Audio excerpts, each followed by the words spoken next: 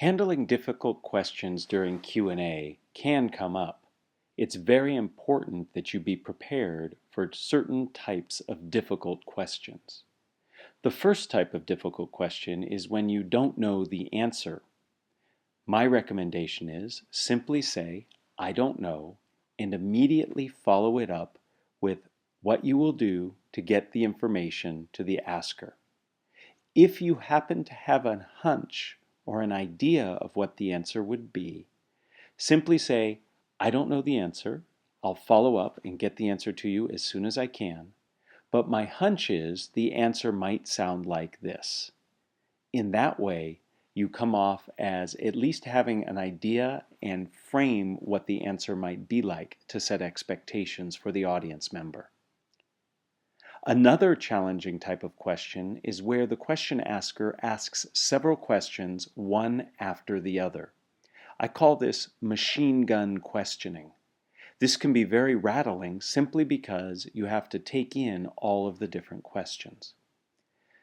What I like to do is either pick one or two that I remember and answer them, or if I'm feeling particularly cantankerous, I might ask the question asker to repeat the question.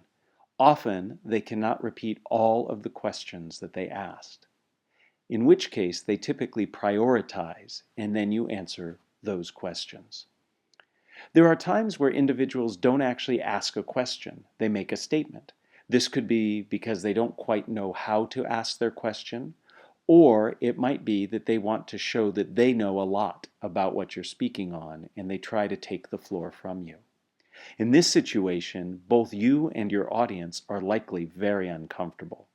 I highly recommend that as soon as you can, you take the floor away from the person who is speaking. The best way to do this is simply when the person takes a breath to paraphrase what it is they've said and create a question for them.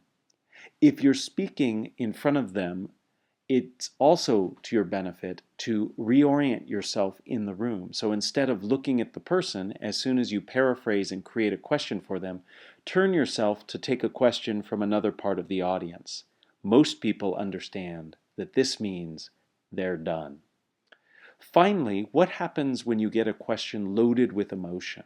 Maybe somebody's upset or somebody's very scared or concerned based on what you're talking about. You must acknowledge their emotion without naming it. If you try to name their emotion and get it wrong, the person can get upset. For example, if you say, "You sound very angry about this," they could say, "I'm not angry, I'm frustrated." So it's best to acknowledge the emotion in generic terms, such as, "It seems you have a lot of passion on this topic," or "I hear that there's great concern in your voice," and then go ahead and paraphrase the question. You need to acknowledge the emotion. It's there, the person's feeling it, and everyone else in the room is experiencing it.